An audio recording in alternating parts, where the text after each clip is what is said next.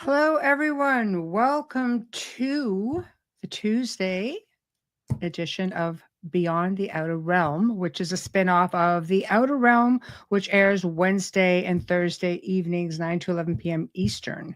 So we are still broadcasting live on United Public Radio Network, UFO Paranormal Radio Network, 105.3 FM from the Gulf Coast, 107.7 FM from beautiful New Orleans. So today, I've been looking forward to this. We are going to sit with Luke Eastwood, and we're going to talk about his newest book called Scotia, the Lost Sister of Tutankhamun. And we were just chatting a little bit beforehand, and this was brought to my attention probably, I don't know, end of last year with a guest who is an archaeologist friend of mine in the UK. And I thought to myself, how did I not know this? Because I research a lot, especially historically, and I really love the Egyptian history. I've researched it for years. And just when you think you know pretty much, not everything, because we don't ever really know everything, but just when you thought you knew as much as you could know, you realize you really are still a student. I was just gobsmacked. I thought it was just phenomenal. So this is going to be very educational, I think, for all of us. And I see people are chiming in, and I know that I can see you guys in Roku.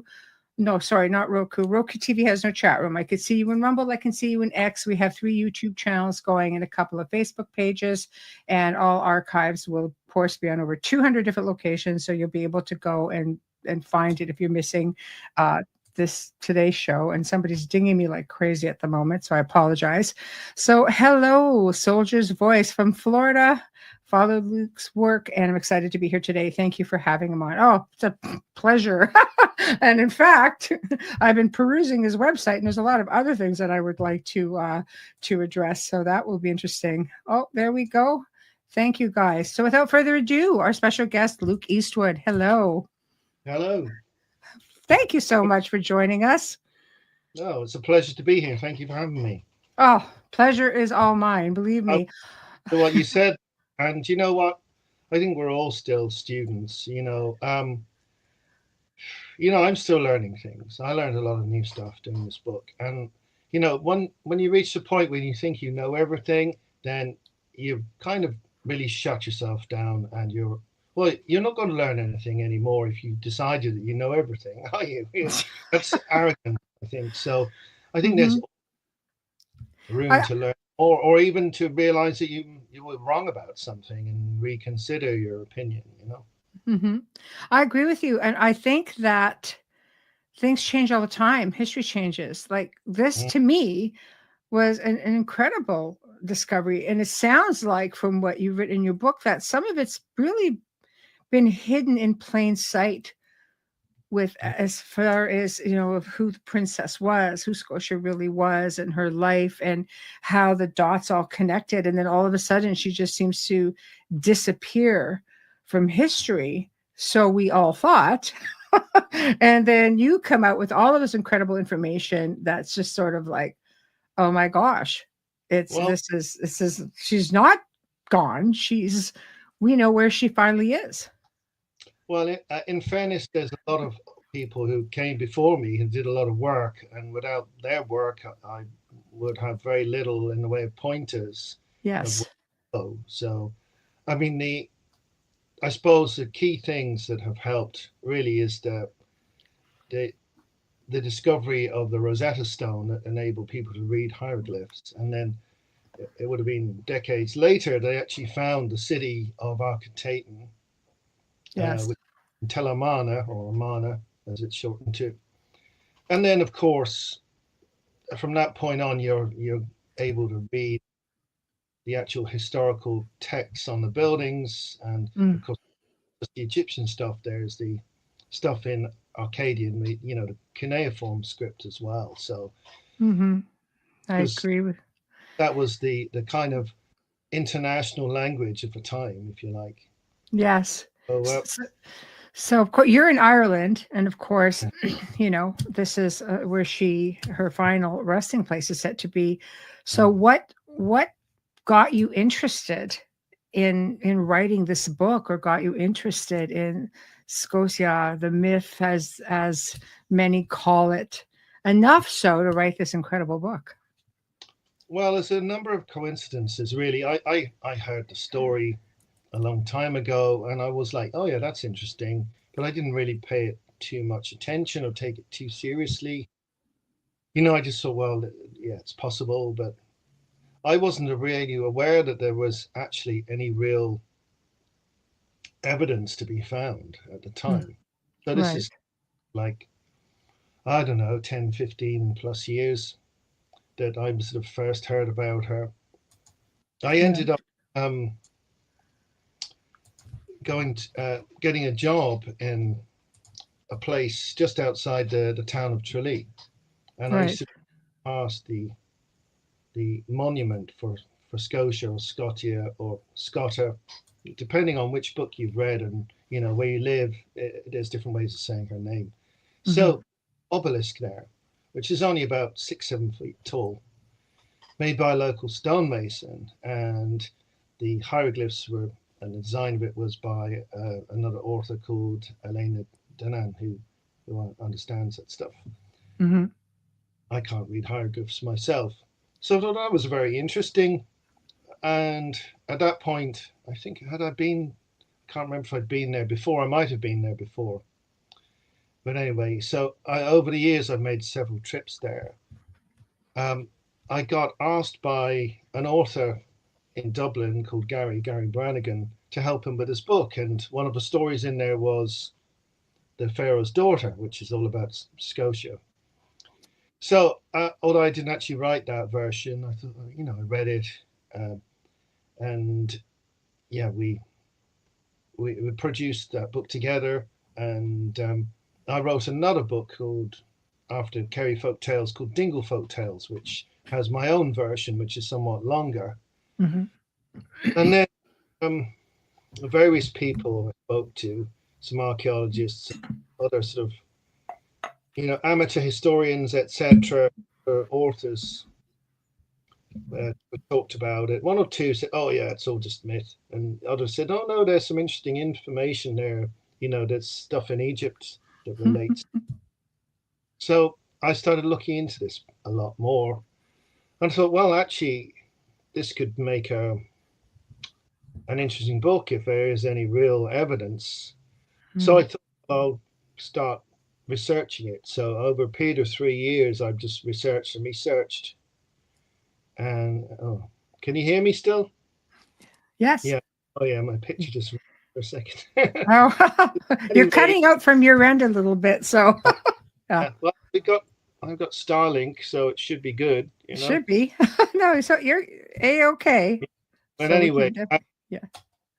So I thought, well, I'll keep going until I run into an obstacle, like something that just, a real stone wall that you can't get around, that isn't, but there wasn't anything. There wasn't any.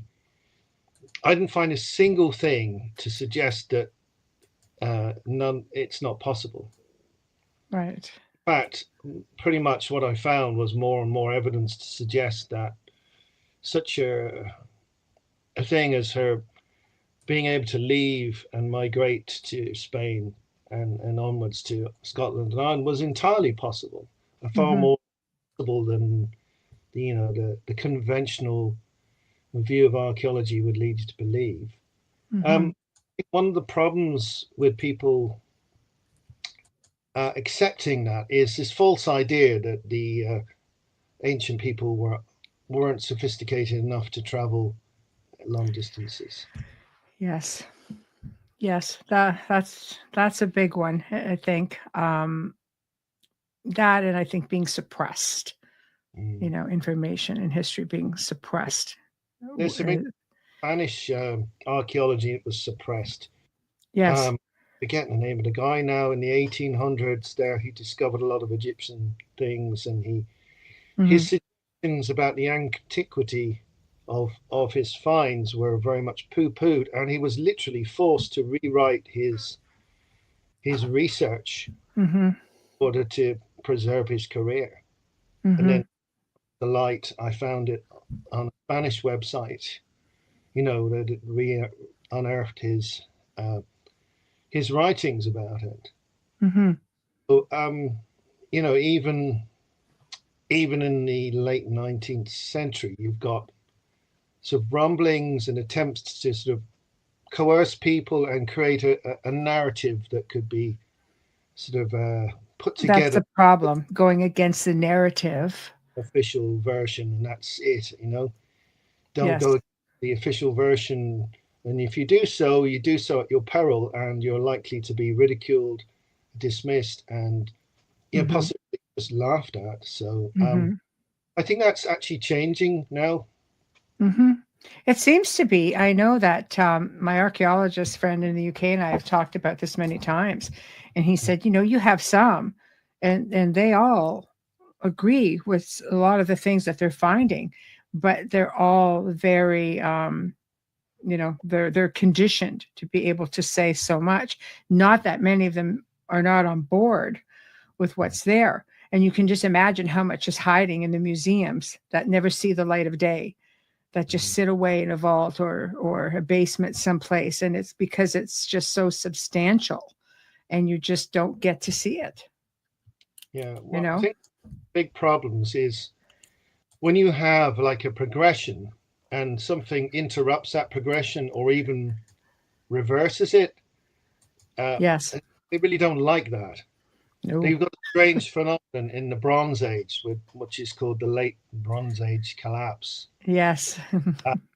So you have a development of actual sea-going boats around, planking that can be used for that kind of sophisticated boats around 2000 BCE. So by the time you get to the 14th century BCE, which is the time we're talking about, Akhenaten and Tutankhamun and all that. Yes.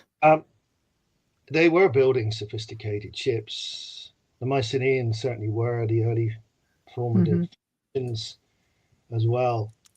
And the Egyptians actually developed this. It wasn't some other culture, it was the Egyptians themselves. So it's suggested, though, that they didn't actually use these boats to go anywhere. They just created, sophisticated boats to go up and down the Nile and potter around a little bit of the Mediterranean. Yes. They weren't good enough to go any further, which seems somewhat ridiculous given that you've got this amber trade going as far north as Norway. You've got tin coming certainly from Britain and Ireland.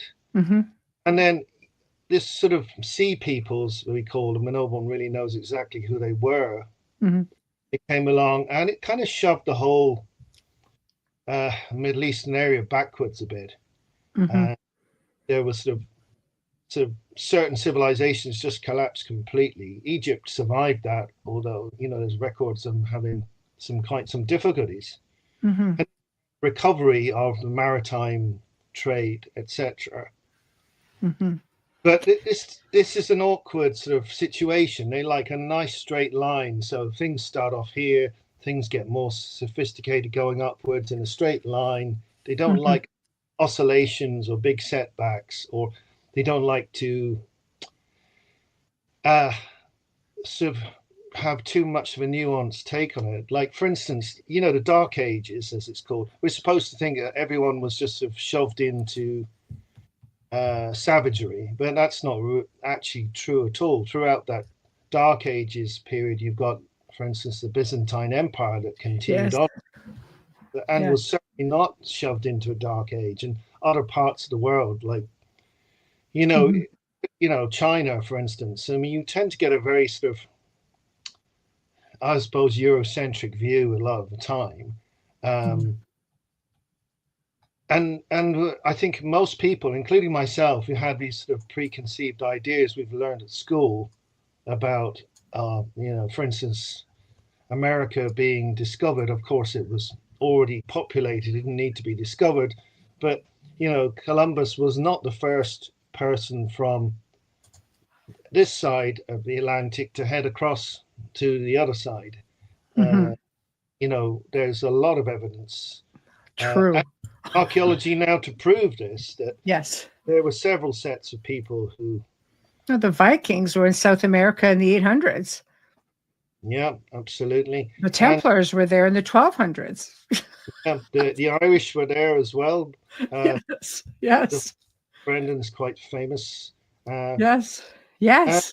There may have been earlier ones too, and it looks as if the Americas were populated much earlier than people thought. So somewhere between 20 and 30,000 BCE, Yes. not this sort of like, a few thousand years BC. No, it's very deceiving. Again, it falls into that going against the narrative, and they don't want to talk about a lot of the pre-Columbian settlements. Everybody figures it was all with Columbus. It's just, it's believed that Columbus was actually, when he came in, of course, that he was trying to round up Templars that had escaped there, and settled there and got married there. So what did they bring with them? Brazilian communities like being looked at. So this was already there in the 1200s. That's just one example. Yeah. So of course, the Egyptians were very technologically advanced. I'm not at all surprised that. Well, a lot of the timeline we've inherited is coming back from this idea that the world was only, I suppose, I think there was some bishop calculated it, I think, to be approximately like 5,000 years before Christ that the world started, and a lot of archaeology dismissed stuff that could possibly be earlier. They go, oh well, that couldn't possibly be older than that because the world's old. So couldn't be that kind of thinking has somehow been maintained, where we've got this sort of cutoff point where civilization began, which has been obviously blown apart by the discoveries in Turkey, particularly, and Malta, and of course Jericho in Israel is incredibly old as well, and various other sites around the world. So, tell me the difference between like the myth itself and the reality. How far off are they, or do you think the word myth is just being loosely thrown around in Ireland? Because this is something like a piece of myth of folklore that you would have grown up with. Yeah. Well, the thing is, if you look at Irish texts and the Scottish texts, they don't have very much information about herself. It seems to be focused quite a large extent on her husband. So there's he's given different names, but Gaithlos is the main name that came from the Ptolemaic era. It's a bit Greco-Egyptian historian, Manetho, I'm not sure how you say his name actually, who wrote, and a lot of the sources used his history. So it's very much about him going from possibly Armenia or Scythia. Armenia is not the same then as it is now. It's a much larger area. And there's mentions about Greece as well. So he went to Egypt, and that's where he meets Mary Taton or Scotia. They leave. So there's a complicated story there, depending on what various versions you read about why they left it. They get the time period wrong because it's tied very much in a lot of these stories to Moses, which is, Ramesses II period. Yeah, so, which is totally off. Well, it's about 70 to 90 years off, which isn't a huge amount of time. But what people don't realize, and people didn't realize for a very, very long time that whole period of Akhenaten through Tutankhamun, most of it was erased. You had the king's list that was altered to completely remove Akhenaten and Smenkere and I II. So you have like a jump. So it's no wonder people would get confused about which pharaoh we're talking about.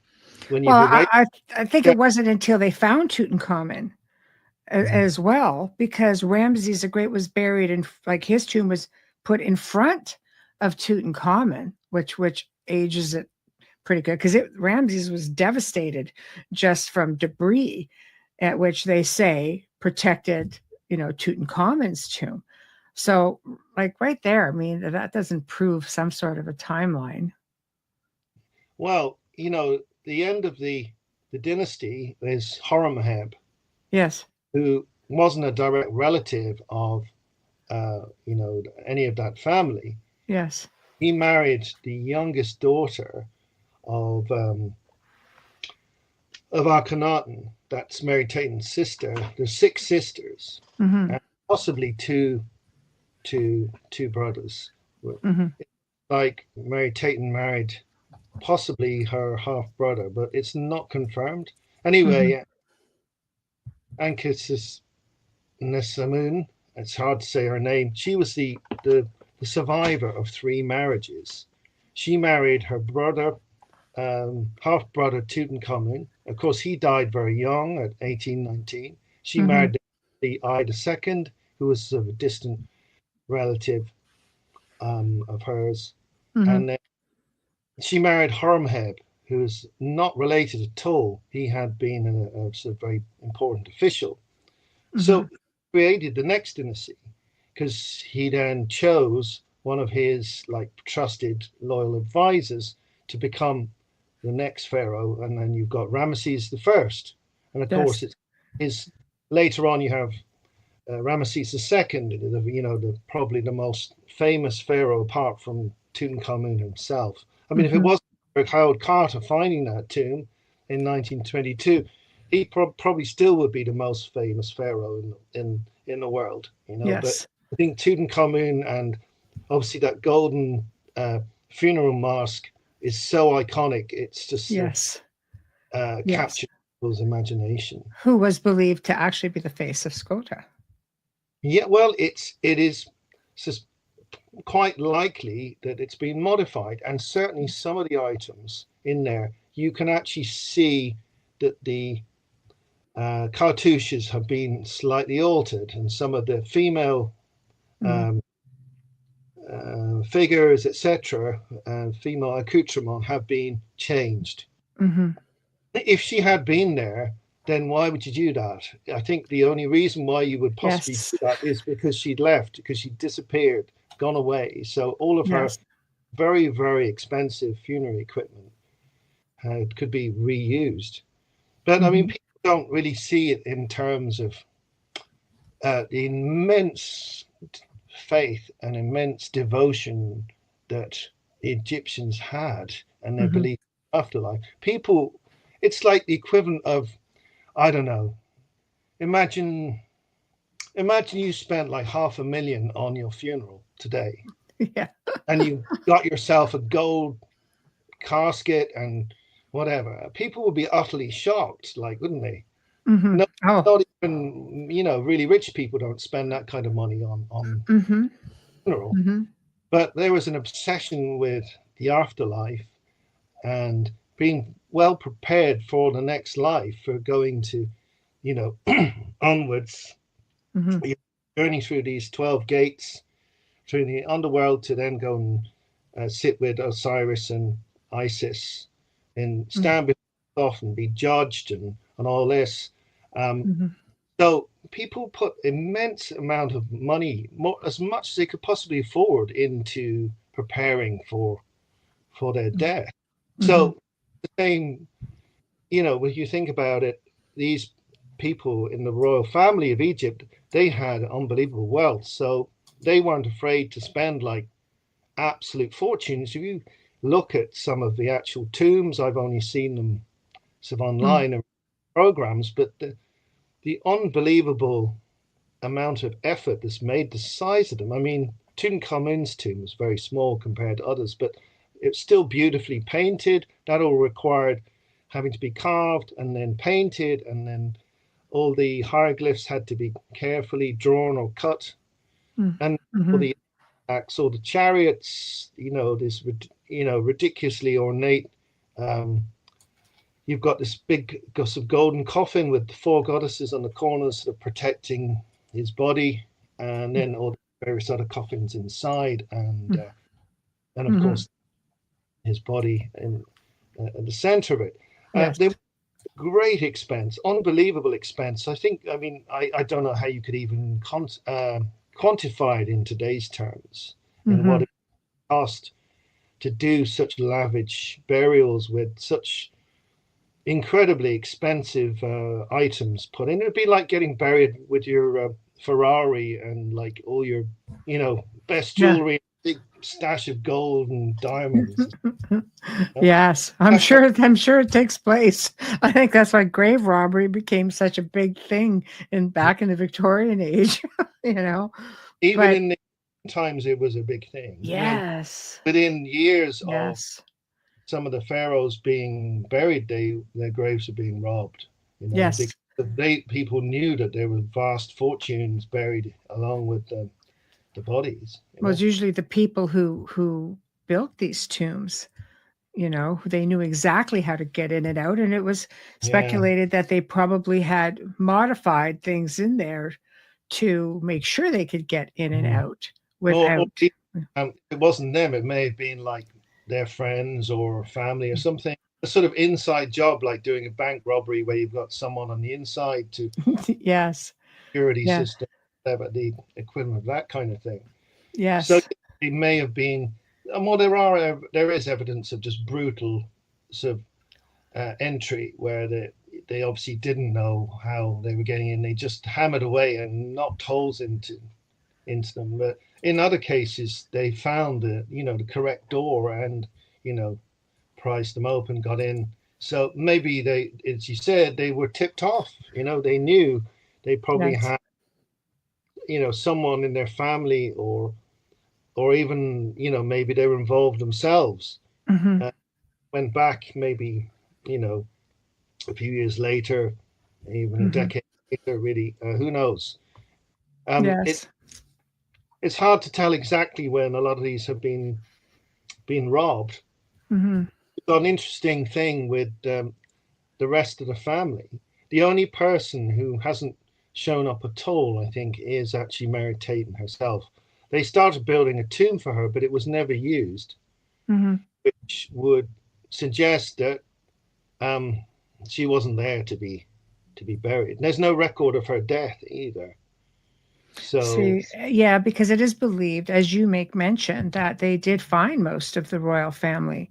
I know Nefertiti right now is still that's still on the fence. Like we don't know for sure.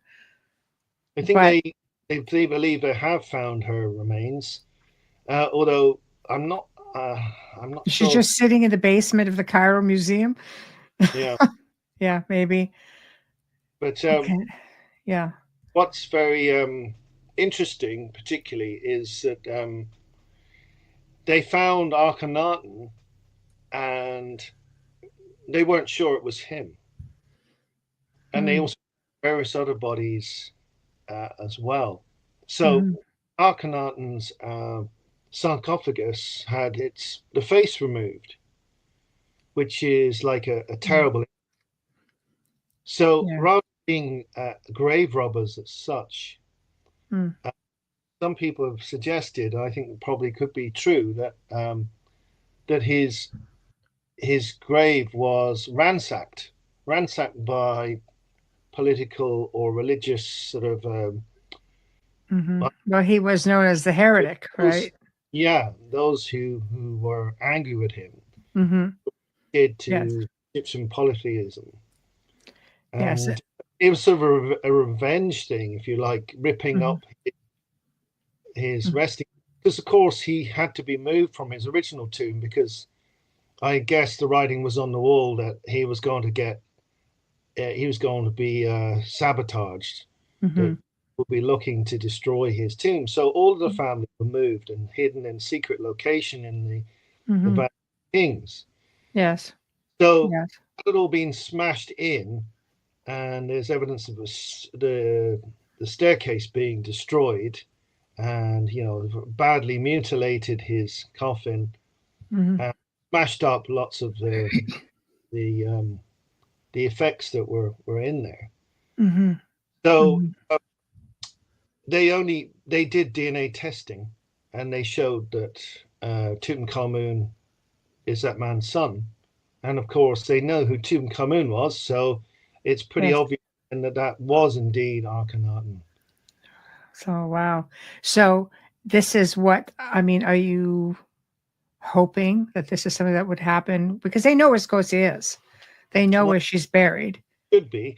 I mean, the in thing is, Ireland. you Yes. can't actually, you can't say 100%. I believe that I would say I'm 99% certain that she's Mm. there underneath those stones.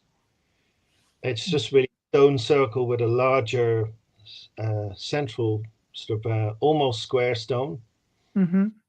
But Yes. I've still got that 1% doubt because no one has excavated it.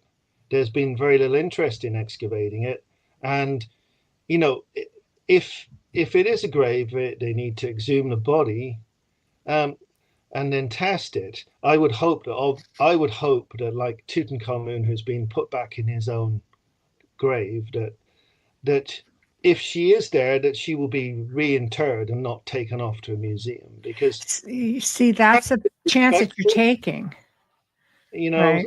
these mummies that are now in Berlin or in London, I'm But they, kind of the difference is they whether were that's right to actually take their bodies away and no, a lot in the 1800s went missing. In fact, I knew a man who bought, there was a museum in Niagara Falls, Canada. It was an oddities museum. There were 8 mummies there. He ended up with 6, I believe, out of it when he bought that museum out because it closed. So he bought out everything that was in it. And he sold 6 of those to a museum in Atlanta who right. immediately recognized that they had a royal mummy. They contacted Zahi Hawass, who flew down. He saw a picture. He knew right away who it was, and it was the missing mummy of Ramses I. Wow. So Ramses I got first mummy ever to be issued a passport and got flown to Egypt and is now in the new museum of Cairo. But that's But fantastic. They should really be returned. And I mean, if it does turn out yes, Mary Tatum is buried there, but that's then different. She went there of her own free yeah, will and died there. I would say that she probably should be, DNA tested and then reburied. I mean, it's Yeah, generally not acceptable to just dig people up and rebury them somewhere else or but put it them on. happens. So, I and people know. don't see these people, these mummies, as actual real people. These were real people They that were lived. real They're people. not Yeah. toys or sort of dolls. They're But actual. they see mummies being taken as an antiquity, along with many other antiquities. During the Victorian ages, it was Mm, ridiculous, the things that disappeared. The bust of Nefertiti that's in Berlin, from what I understand, anything I've read was literally it was hawked and stolen, taken out. I think it's different when these mummies are treated as antiquities and stolen from the country. In your case with Scotia and Ireland, she went there. She mm. resided there. She Well, died there. And do you think, in your opinion, she should remain there or go back and taken from her husband and go back with her family? it's hard to know really. It's a tough one. Yeah, because we don't know where her husband and her first husband, probably Smenkhero, not really sure what happened to him either, where his body was. Wow. But she actually spent a very, very brief time in Ireland because much of that time Hmm. conducting a war.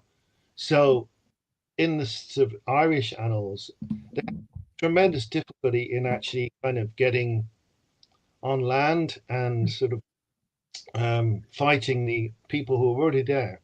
She Hmm. arrived what's generally known as the Malaysians or the Gaels, Yes. and however many of her Egyptian entourage. It doesn't say in any of the books how many of her people from Egypt came with her. We don't know that information. But they came from Spain via Scotland and arrived into Kerry around the Dingle Peninsula, and that's where this huge battle took place, the Battle of Slieve Mish, which resulted in her being thrown from her horse, or perhaps she was already hit by an arrow or a spear. We don't really know. Sort of oral versions suggest that she was pregnant, although at this point she already had sons who kind of matured, so that might just be a sort of an embellishment, to make it dramatic. We don't really know proof of that.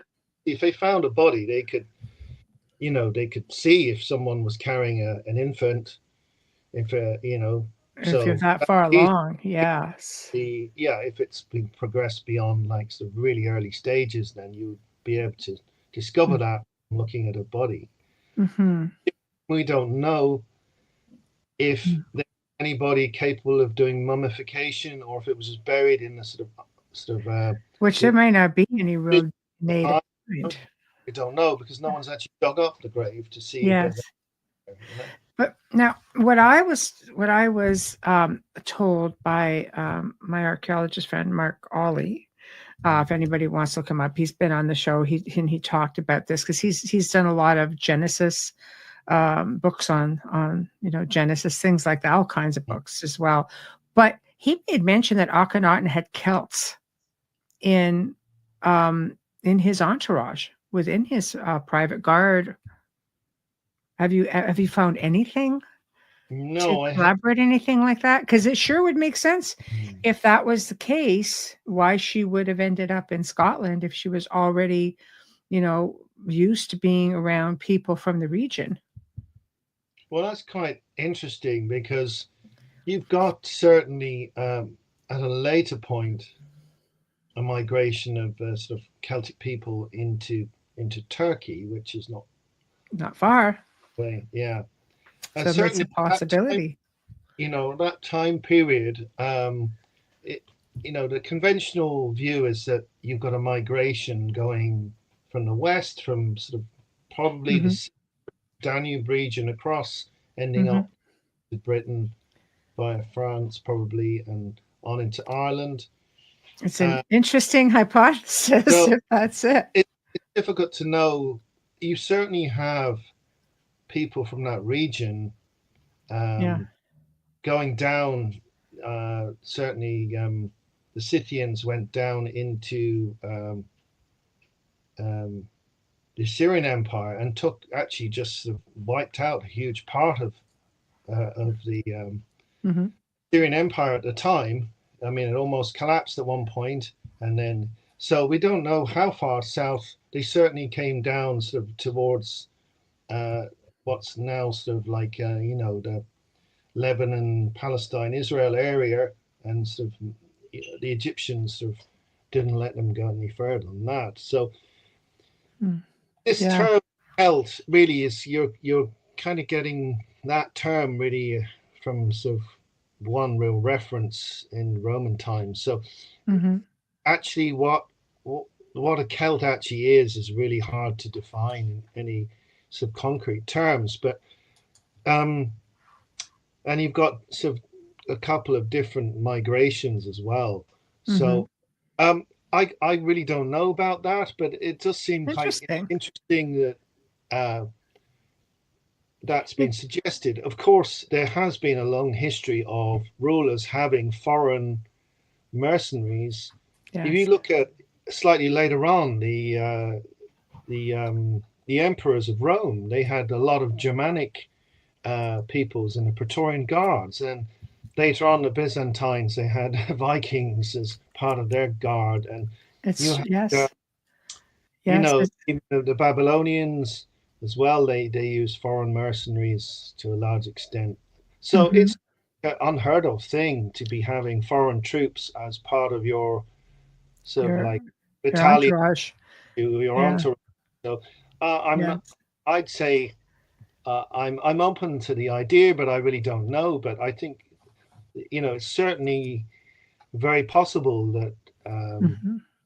Akhenaten and other pharaohs may have employed foreign mercenaries from all over the place. To me, it would make a degree of sense to go, because I mean, she comes into Greece and Spain, like that's within the Mediterranean area, Mm, coming in from her, from North Africa, basically through yeah, where they were, Amara, but to end up way the other way. I would think that if she grew up, or she was exposed to people who spoke of Ireland, and I mean Scotland wasn't even. I mean, they believe Scotland, that she was responsible. She's the mother of yeah. Well, Scotland, sort of thing. So it may not have been a thing yet, but no, to well, go to it, that part of the world must have mm, a seed yeah, must have been planted, I would think. it's hard to know. In the myths, the sort of what they call pseudo histories, or sort of like the unverifiable accounts. Yes. Um, there's this huge tower in northwest Spain, Brogan's Tower, and apparently one of their on the group at the top of this tower sees this distant land, just a slight glimmer of a line on the horizon, sort of thing. Hmm. And so they go off, and it's interesting. The currents from northern Spain will bring you across to Dingle, actually. Yes. Yeah. So Yes. one could imagine that they just thought, oh well, we'll go and see what's there. What's Maybe there? there certainly was a Roman very large tower, a lighthouse. Maybe there was an early one before that. Hmm. Yeah. Um, these things often get recycled, reused. Like for instance, the tower, the Pillars of Hercules, Yes. the lighthouse built um, by Alexander, that got recycled, that got turned into a fortress. So who's to say that like the Yes. house, the Brigantium isn't made of like an earlier one? Hmm. And they may have found all these convenient blocks lying around from an earlier ruined Oh, they repurposed one. everything. Nothing went to waste in ancient times, for the Yeah, most part. all of these things didn't just disappear; they got used somewhere else. I mean, Hmm. even the pyramids in modern Cairo, a lot of that polished white, I think it was a Hmm. granite, was on the outside. Hmm. All the limestone, yeah, got removed. Was white anyway on the outside. Yes. That got Yes. stripped off those pyramids at Giza and used in the building of, uh, Yes. you know, in the Islamic period that was used to build Cairo. So Hmm. Yes. things being rebuilt or taken down and reused. So, it's quite possible that there was something Hmm. there, Spain at that, Yes. and maybe Um, they got in their ships and sailed and ended up. Uh, the story is that they were having a bit of a hard time. The local people, indigenous people, weren't accepting of them, and they had like a lot of troubles and obviously conflict hmm. Hmm. leaving, and that's how they end up going to Ireland. Hmm. So again, when they arrived, there's these people called the Tuatha who were there before, and you have this big war. This went on for quite some time, and Hmm. Scotia dies quite early on in this war, unfortunately, and then she's gone. But she's mentioned as the ex queen of Egypt, ex princess of Egypt, daughter of the pharaoh, etc., Hmm. being involved in the battle and died. So herself, there's not a huge amount about her. No, it just looks like she didn't get to be there and reside there for very long. Oh, a very short time. Look at things. Considering she founded everything, and Well, the then thing she, was obviously important, and yes. her very remembered, and you have interesting evidence there of uh, a burial in Tara, which is like the sovereign site of Ireland, the sort of sacred and sort of royal of Ireland, where you've got a body found there from that time period, which had Egyptian beads, which are an exact match for those found on Tutankhamun's body, and also some other bits of jewelry like collar that are very much matched in style. So whether that guy was Egyptian or just had, got Egyptian. So, one wonders, how did they end up there at that time period? It's sort of very odd, considering they're not supposed to be able to get to Ireland. How did it all end up there? Well, So, and she has a nice connection of her with the Stone of Destiny. Destiny, aka the Stone of Scone. Yeah, well, her descendants took on this name of Scoti. Yes. Now that's what the Romans called them. Yes. But one presumes that's like their own version of their own name for themselves. We don't know whether they actually called themselves Scoti at that particular time. Yes. They probably something similar to that name, I would have thought. And then these people migrated to Scotland and took over Scotland. It wasn't called Scotland now, it was part of Britain, an ancient kingdom of the Picts. So the Picts were there before, they already fought the Romans. They were joined by the Scoti in fighting against the Romans, and so did the Angles and the Jutes, I think, and the Saxons. All at once, there was a convergence on Roman Britain around 367, I think it is, and then there were more incidents after. Eventually, the Roman garrison left in 410 CE altogether. But by this time, the Scoti, the people from particularly Ulster region, were moving en masse into Western Scotland and set up a kingdom there. And it spread gradually, I think, intermingled with the Picts, and you end up with a sort of fusion of Pictish and Scottish people, which became the Scottish, So she obviously had children if she ended up, there were descendants. She already had children before she arrived, and we don't know really it doesn't say how many children she had exactly, but certainly there's this lineage that these people that trace their descendancy, their genealogy, if you like, back to her. Yes. They're very proud of it. They're very proud of being sort of a distant descendant of Scotia or Scotia. And find that this information, if you like, has been very much exploited historically to give Scotland legitimacy. Got this Declaration of Arbroath, which is obviously so much later. It's over 2,000 years later, but part of Scotland trying to establish its legitimacy as a nation is through this Stone of Scone and through the lineage going back to ancient Egypt through Scotia. Well, I mean, it's sort of homage in a way as well with the Stone of Scone that, she brought it back with her from Spain, basically, one version, and that it is still used to this day for coronations. I don't think she did actually bring it back herself. I was suggesting that her descendants brought the stone. The stone.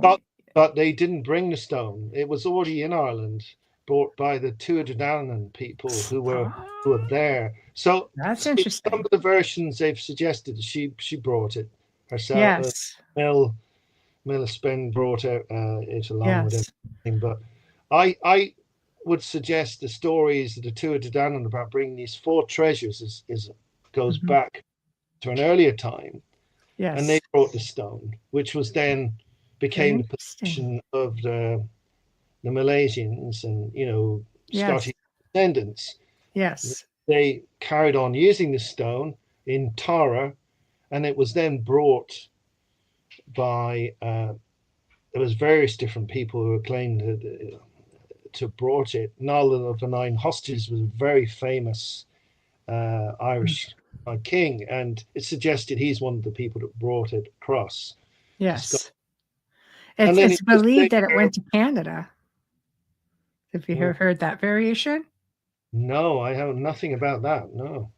There's a stone. It sits in a place, I think it's still there, called Castle Loma, which would belong to Sir Henry Pellet, and very wealthy man, built the castle here, brought everything over from Scotland and Ireland to build this castle. It took many years to build it. And he was contacted by the Royal Ontario Museum, and they said, we have something that you would be interested in. And he went and looked at it.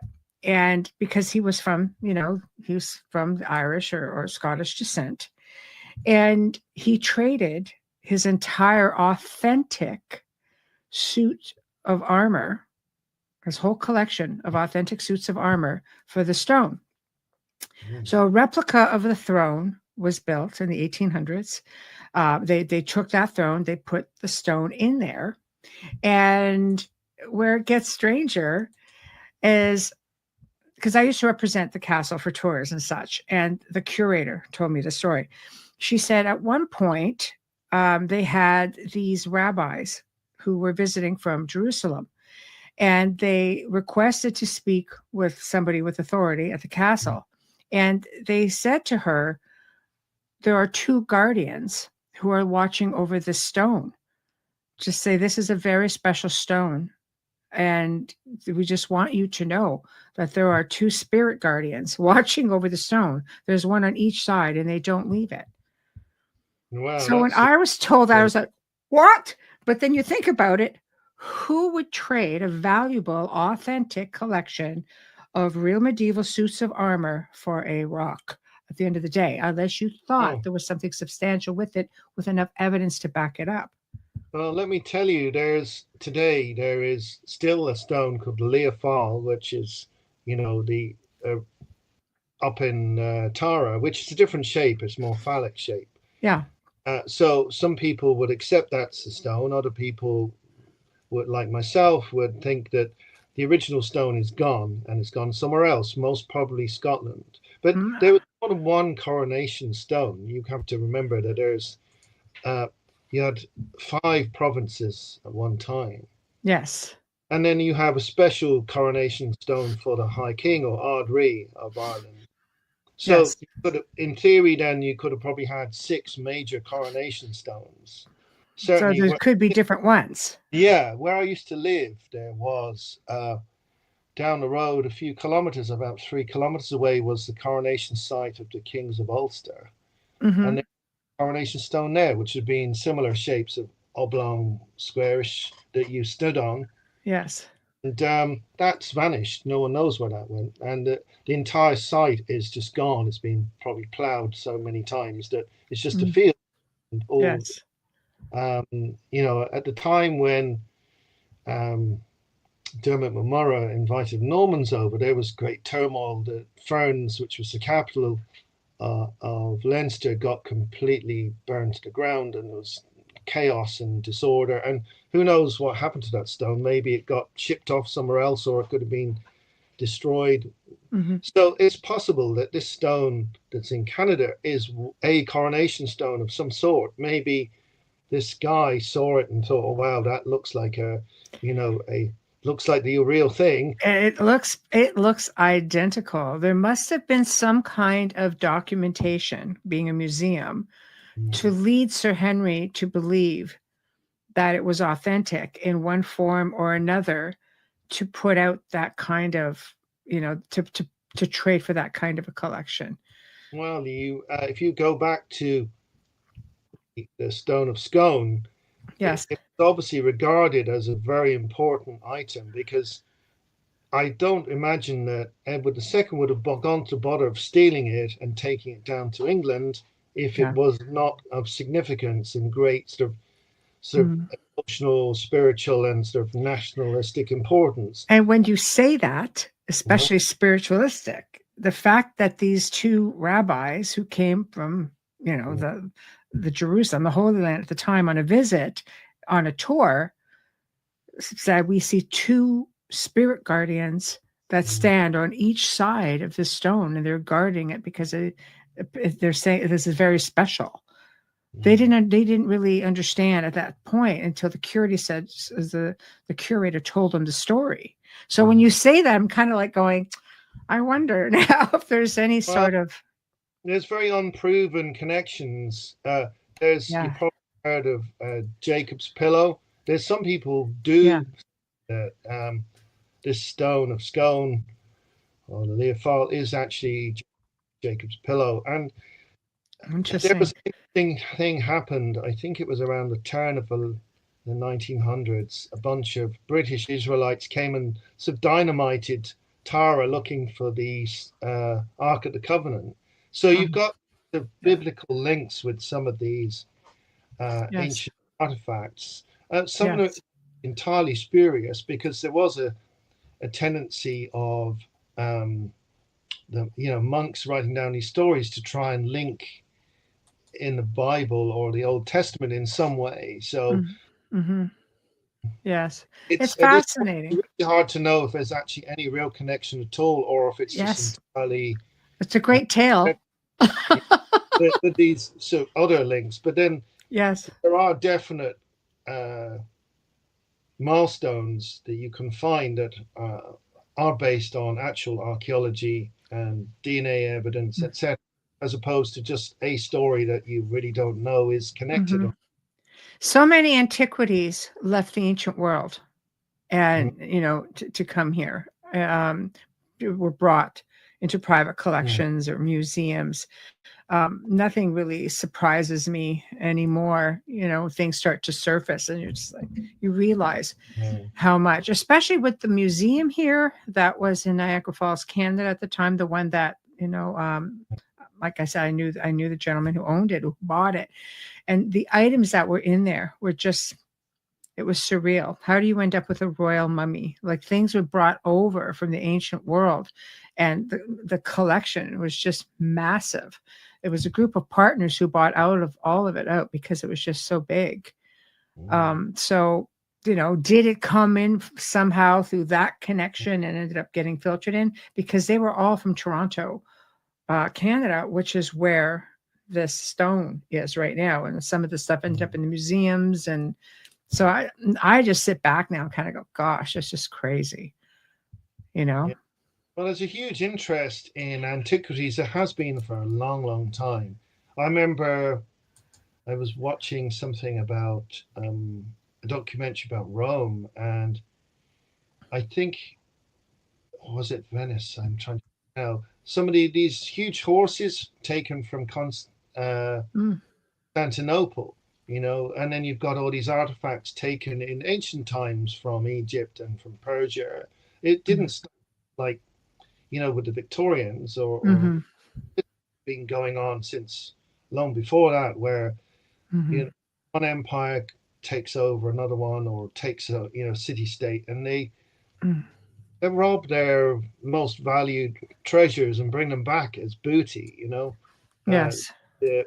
That was a thing the Romans loved to do. They would go and invade somewhere and then have a big triumph, and they would parade all the loot down the streets of Rome, as well as all the prisoners and important people they captured, and they'd have a big old party, and there'd be like free bread for everyone, and everyone gets drunk and have a great celebration. Yes. Have all this loot that they've robbed from wherever, whether it was Greece or Carthage or.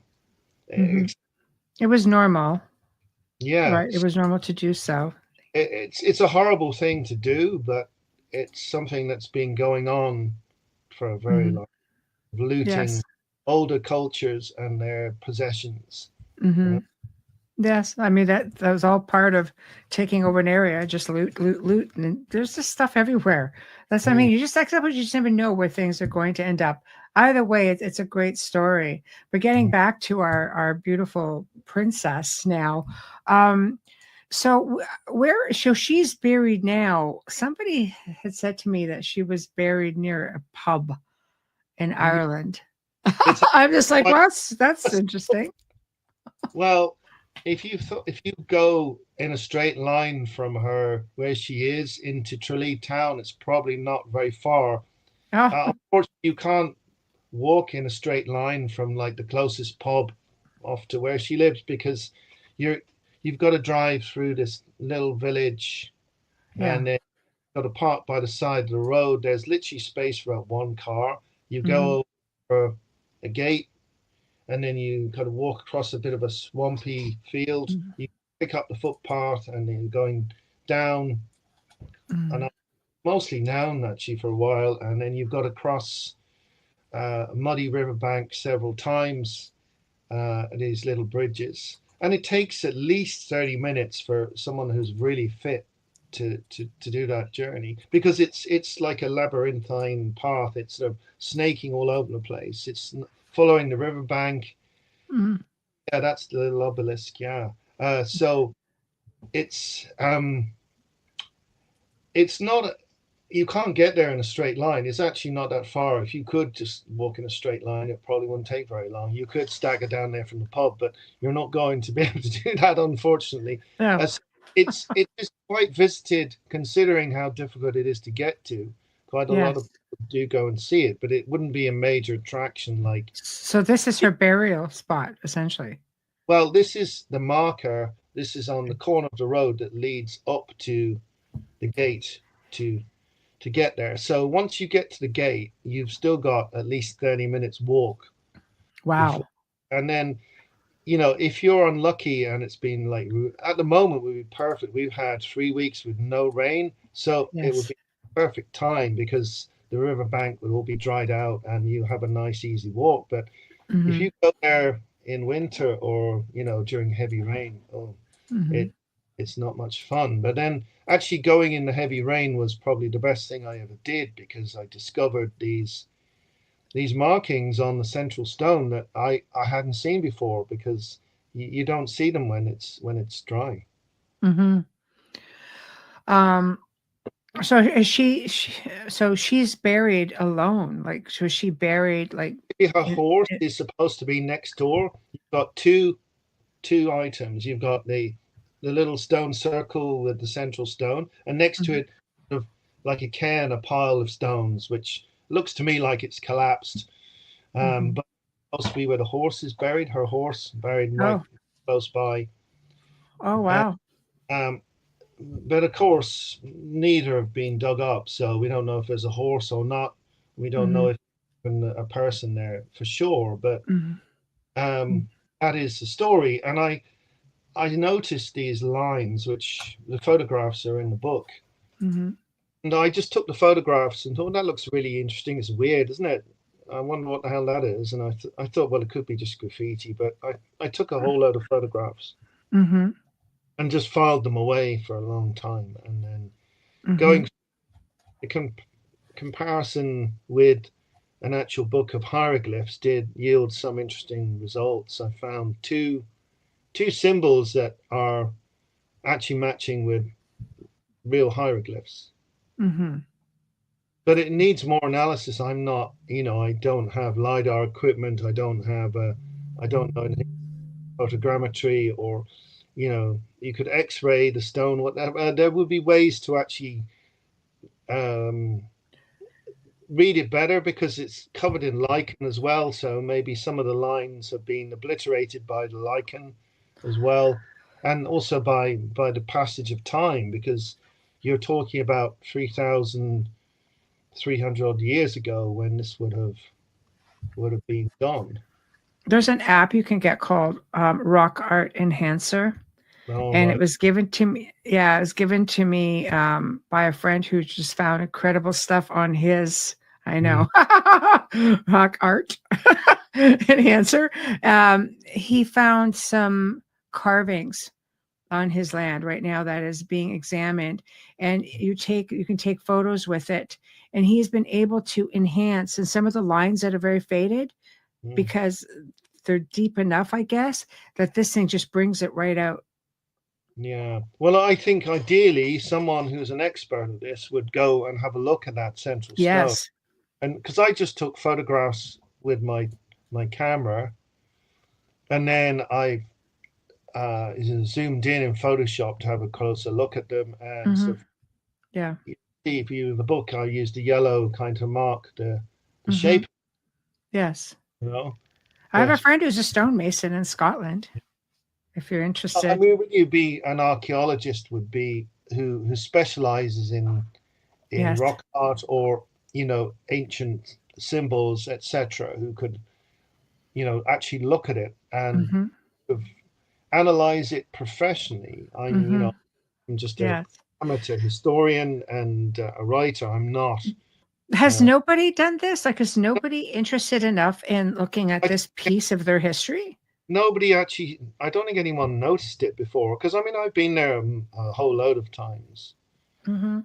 I only noticed it because of the heavy rain. Yes. Because it the stones come absolutely soaked, you can Mm-hmm. actually see these indentations. But Mm-hmm. if it's sort of just almost dry, you or dry, you wouldn't even notice them at all. So I Yes. that's probably why no one's actually pardon me, No, of course. actually seen it before. Mm-hmm. And I suppose also the fact that it's been dismissed as rubbish by a lot of people. Uh, Mm-hmm. People didn't even probably even bother to look, Mm-hmm. because well, there's nothing. It's just a bunch of stones that someone put there, and it's just Mm-hmm. you know. Mm-hmm. But Well, I then, mean, maybe, now, of course, yeah, you've written this book, you're local mm. as well. Maybe it's enough to get people to write in. So Well, anybody listening out there, if you just write in to just tell them who the proper authorities are to write into, maybe you can get something spearheaded and going. I think it's a really rich part of your history as a country. Not, Scotland, Ireland. I mean, she's with yeah, you guys, you same. know? It's an So, episode of one of the sort of iconic periods of history. This mhm, the war between the Malaysians and the Tutankhamun is like a sort of an epic story, which is quite mhm. incredible. And even today, people are aware of that in the history. And certainly in the local area in Kerry, people are quite proud of this sort of idea of Yeah, Scotia. But yeah. as I said, I think maybe now a lot of different areas are being reevaluated. Like, I Mhm. mean, of course, been some Yeah. uh, lore about Akhenaten in Mm. Egypt, and rumors of a lost city, etc. I Mhm. think Akhenaten was actually discovered by accident by a bunch of goat herders, of sheep herders, if I'm right. And they just stumbled across sort of tombs, caves with they look Mhm. like, but turned out to be tombs. And then further investigation, they uncovered this huge city which was buried in sand, like so much of Egypt. So many of Mhm. these ancient temples were just The completely desert swallows it up. everything's swallowed up and Yes. forgotten about. Mhm. So um, this story survived somehow, but the city and her family just got lost. So when you go to look for this person in Egypt, for a long time there would be nothing to find because nobody knew about the city, nobody knew about Mhm. Akhenaten or even about Tutankhamun hardly. There was a few monuments found, remaining with Mhm. name, etc. But a lot of that had got been destroyed Mhm. along with Akhenaten's artifacts. But then they Mhm. just entire city. So you realize there's this whole episode of Egyptian history, obviously because of this heretic religion, this sort of early monotheism of the worship of the Aten that Mhm. led Yes. to being abandoned, literally smashed up as much as they could, and then they abandoned the city. Mhm. Well, Mhm. actually, what happened actually, Tutankhamun actually left the city already, but no, he didn't damage it. It was Horemheb who came after, who Mhm. went started smashing everything up and trying to Mhm. play as much of Artanism as possible. Because this was revolutionary what he did. And of course, Tutankhamun was tainted. He did change his name. He wasn't born Tutankhamun. No. Born as Tutankhaten. He Mm-hmm. changed his name to appease the priesthood and the Egyptian people. Mm-hmm. Say, hey, I'm not into this art and stuff anymore. Look, I've changed. I'm devoted to Amun now. So do you think that was the demise of the royal family, was because he, Akhenaten, changed his name and went totally into a direction that the old priests were just like, no, this isn't acceptable. And then, because you have, like, again, you're looking at Scotia's first husband. Nobody knows where he is. Members of the royal family, like, they've just had to move them in fear of being desecrated. And Tutankhamun, of course, dies unexpectedly. So did he escape this? Unexpectedly. You've got a huge number of deaths. Yes. That looks a bit suspicious. And as like some, even Egyptian archaeologists have suggested that Akhenaten himself was murdered, that possibly Tutankhamun was murdered. Mm-hmm. Been some controversy about the head injury, and someone said, oh no, that wasn't really head injury, it was just when they were inspecting his body. Yes. But that's not entirely conclusive. But then a thing that's hugely overlooked is his whole chest was smashed in, pushed in, like his chest had collapsed, like he'd been crushed. Right. But how does that happen to you? It doesn't happen as you just like, you're walking down the street, mind your own business. Next thing, your chest has been smashed in. Something happened to him, like a chariot accident, perhaps, or maybe. Like, attacked. Do you think they would have repaired that during the embalming a little bit? They would have just brought that up. Could it have happened after the process? He also had like a bad leg, and they said a possible gangrene problem, and also traces of malaria as well. But so there's things that. But then you've got the other Smenkere, who you mentioned there, the first husband. The first husband seems to have disappeared, and various couple of the other, the two Akhenaten's two wives died, and the Akhenaten died, and you've got like only one of the 6 sisters who made it through to the end of the dynasty, and. Obviously, there was a huge amount of animosity, probably most of all from the priesthood of Amun. They would have been horrified, probably partly because of a loss of power, because like the chief priest of Amun would have like so much power, really even power to state the pharaoh even. So Akhenaten took that from them essentially.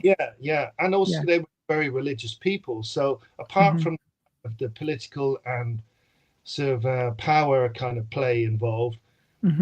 So they were very religious people. So they probably may have thought that Akhenaten was going to bring disaster and sort of chaos upon Egypt, and they probably maybe actually thought that something had to be done to save Egypt from this terrible heresy. But he ruled for like close to a couple of decades, didn't he? Yeah, about 17 odd years, I think it was. Yeah, 17, 19 years, something like that. Yeah.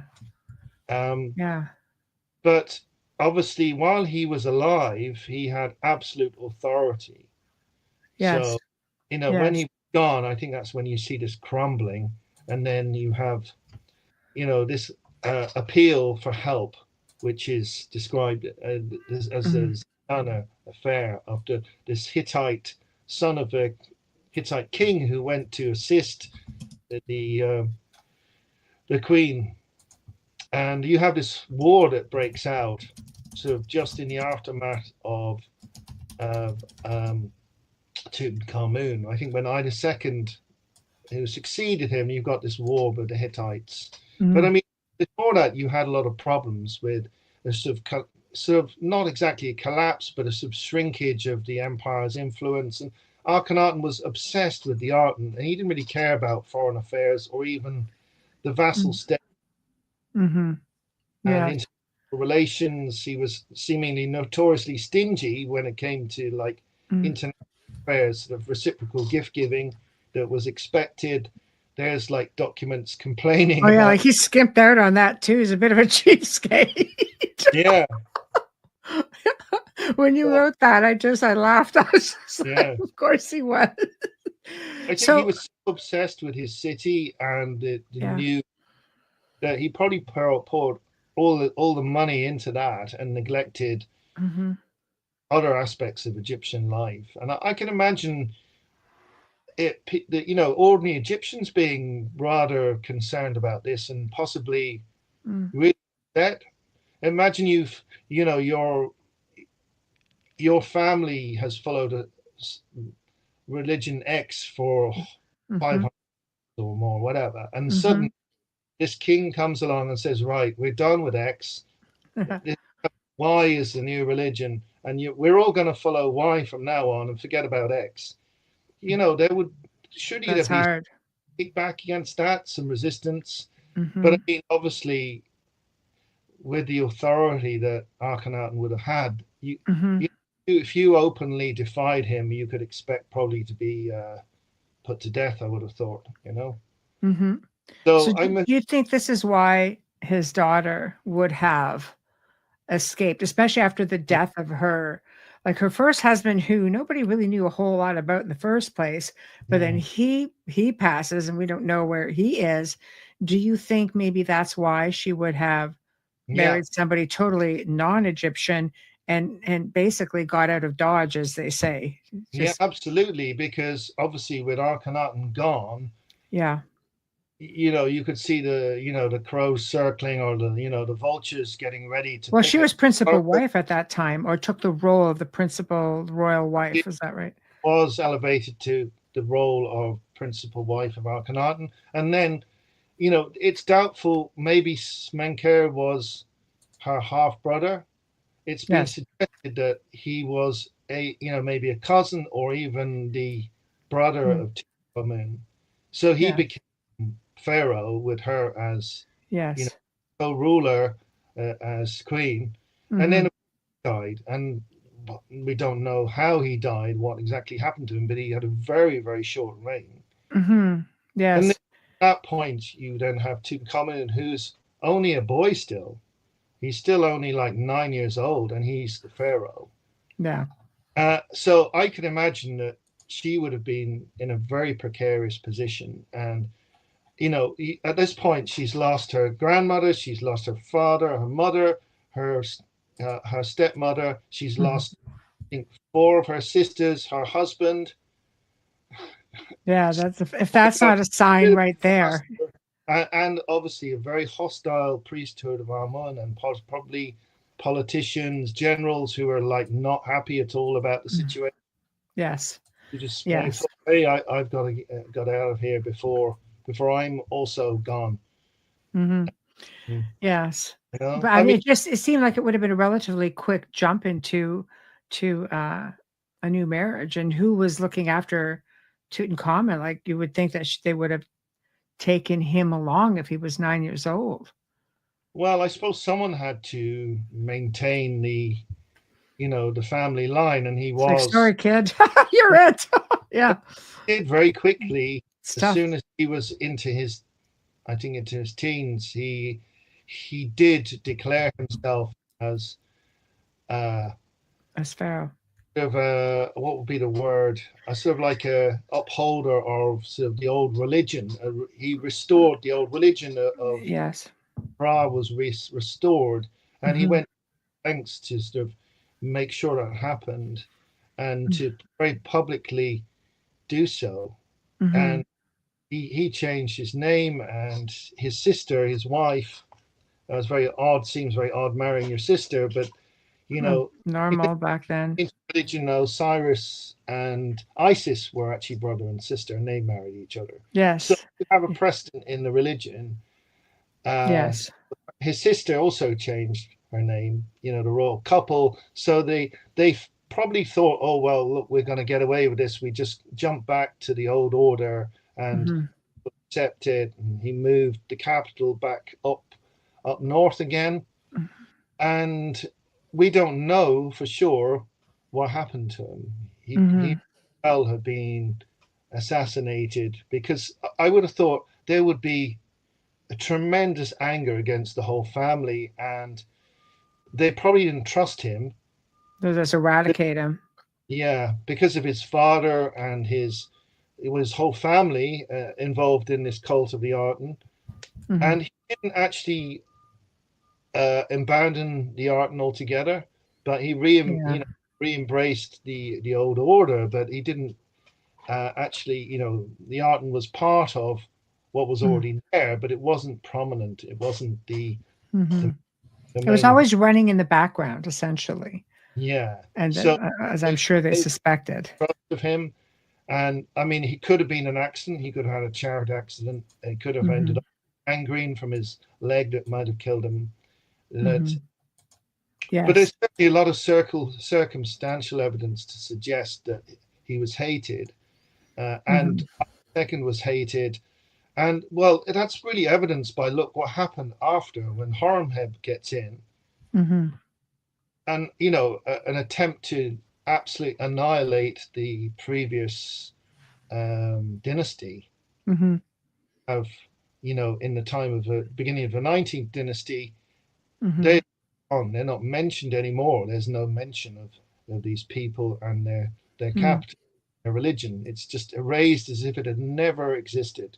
I find it's just interesting that they find pretty much every member of the family except for our princess, who apparently is up in Ireland. What you see that it's just like the missing link in there, and all this time nobody knows where is she. Why was there no funeral? There's no trace of any of that. And then all of a sudden, lo and behold, you guys have this incredible legend or piece of folklore that ends up possibly being the missing link from this family. Yeah, well, I really hope that somebody's going to do this. There will be a university somewhere or a set of archaeologists who will be inspired by my work and the work of those who came before me on this subject to actually go and seek permission to excavate that site. Yes. Be a little bit tricky. I think that's one of the reasons why it hasn't been done, is because you can't just drive up there. You can't get easy access to it. Like, the most famous site in Ireland probably is Newgrange, and there's a road in front of it. So if you wanted to go and do more archaeology there, you've really no problem. You just drive up with your truck, unpack all your stuff. You're talking about either carrying stuff on your back across a river several times, across a load of mud, or you're talking about getting a helicopter and coming in. So she remains undisturbed and falls into this myth and legend folklore until somebody can get in there and compare, if you could even get DNA. Because if there's a body there of any that's not completely decomposed, then you will get DNA, and then you'll do a direct comparison with Tutankhamun and Akhenaten, and I think now they've got Nefertiti and various other the bodies of the sisters. So you could do a DNA comparison with all of them, and you'd very quickly know. Even if it turned out not to be, you'd wonder, well, if there's someone buried there at all, then that's obviously, somebody important. Yes. I would be inclined to think that if there's anyone buried there, it probably is her. It probably is Mary Taton of Scotia, as she's come to be known. So someone will one day do that. Yes. Well, I hope that you're going to do enough of these shows to basically just get this information out there. And, maybe this will happen. Maybe, it's how it starts. Is just you start this trend and people just want to know more. I think you guys are sitting on a really amazing, historical piece of history. Something has to come to it. The mystery is nice, but so is finding out the truth. It's so important. So I've put your website in the stream. I've flashed it up a few times. Where can they buy your book, and what do you have coming up? Well, you can get a signed copy from my own website, which is you showed on LukeEastwood.com, but you can get it on I think Barnes and Noble's the cheapest. If you're in the Americas, it's probably easier to get off either Barnes and Noble or Amazon because you won't pay so much postage. The Yes. cost of international postage has gone really crazy here in the last. Well, like everything's gone Everywhere. Yes. Yeah. I'll put the Amazon link up Sure.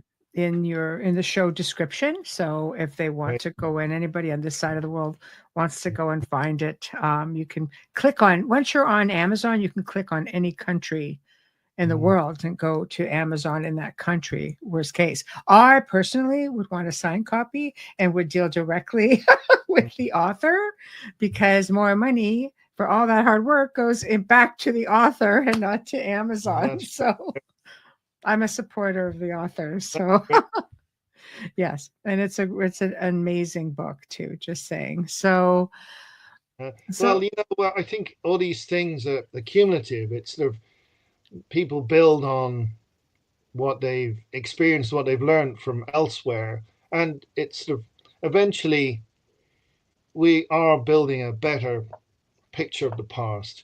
I think being very much controlled and very elitist in the past, but I think what's happened in the last few decades is there's a sort of alternative archaeology, alternative history, which has actually gained some level of legitimacy rather than just being like, everyone being regarded as freaks and crazy people. Of course, there are some ideas out there which are based on nothing at all, but there's a lot of people who've gone and looked at different sites and they found things that the sort of previous archaeologists have completely overlooked.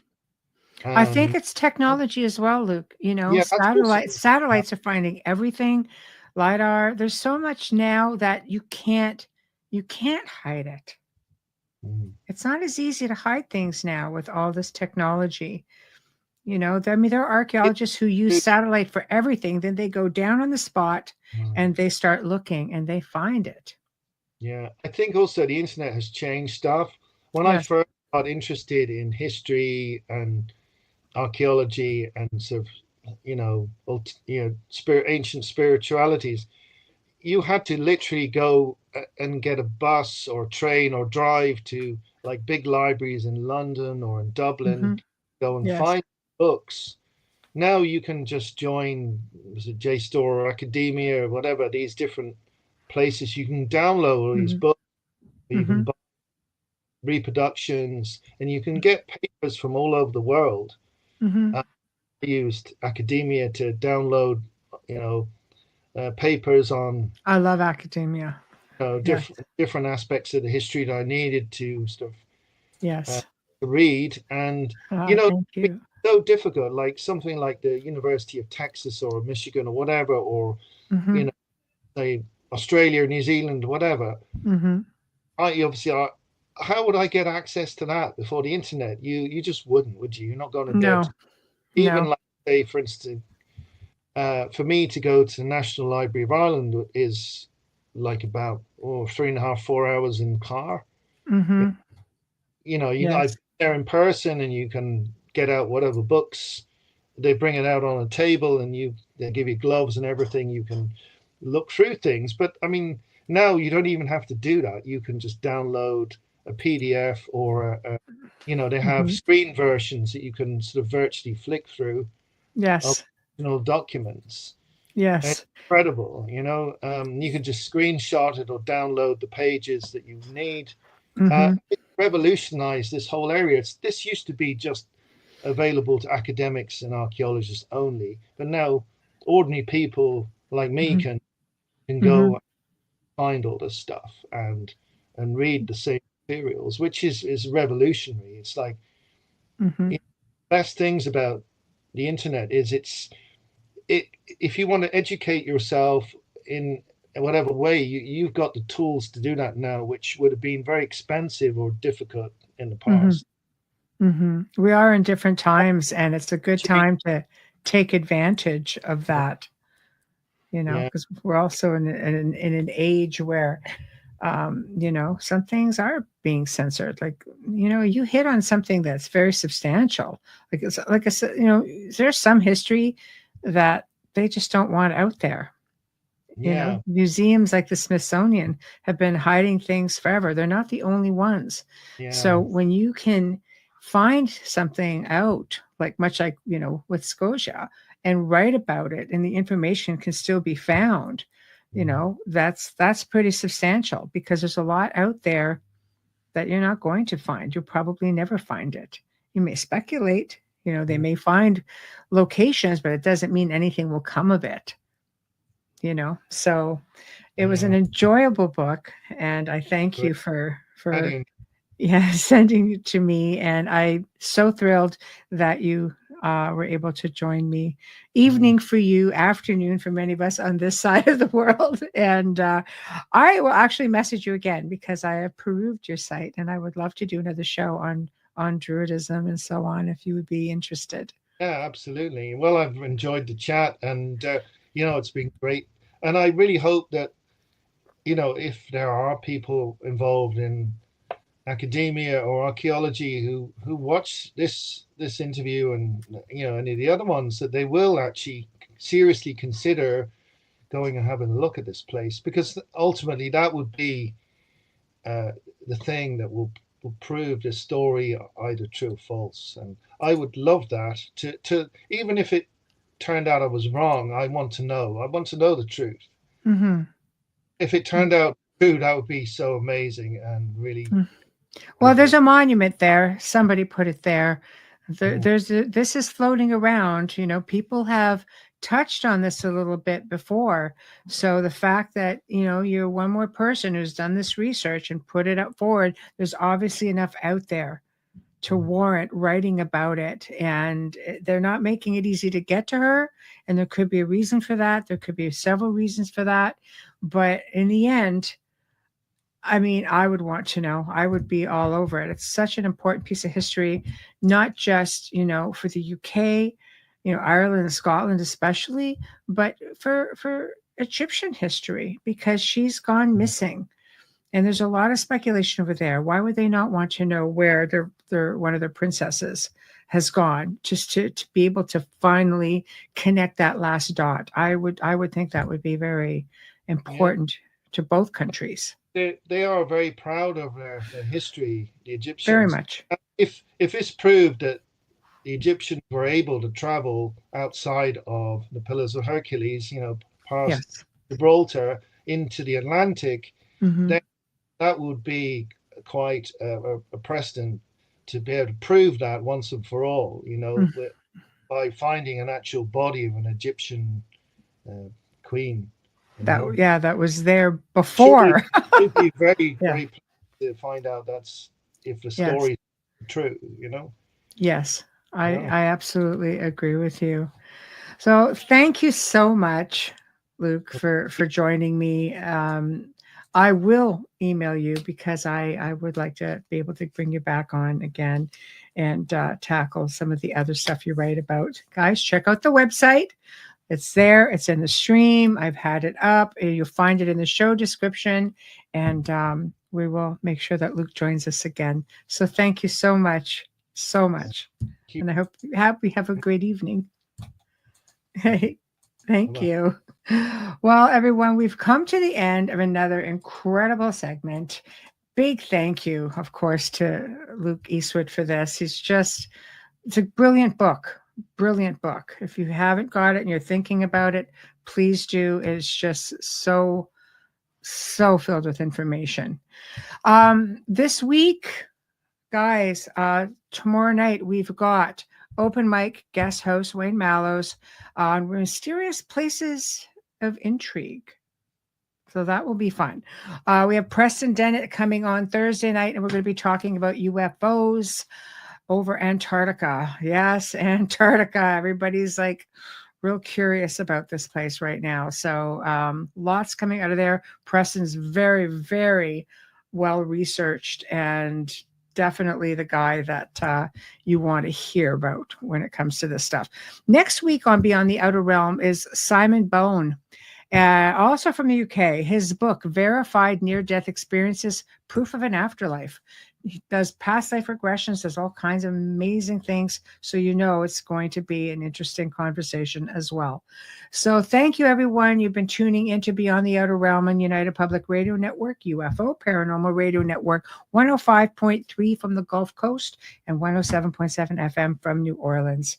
Thank you so very much. And thank you to all the new faces. And thank you to all of you who subscribed.